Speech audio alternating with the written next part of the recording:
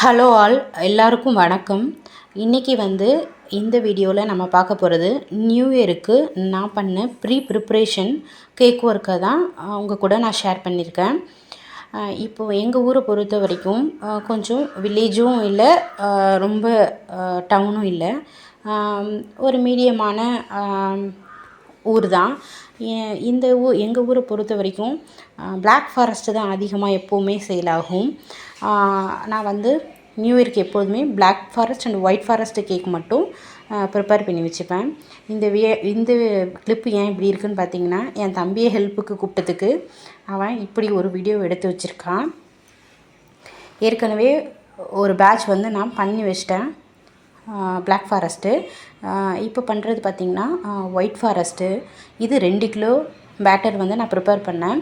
அதை ஆஃப் கிலோவாக 4 டின்னில் ஸ்ப்ளிட் பண்ணி ஊற்றிக்கிறேன். என்னடா குத்து மதிப்பாக ஊற்றுறேன்னு பார்க்காதீங்க.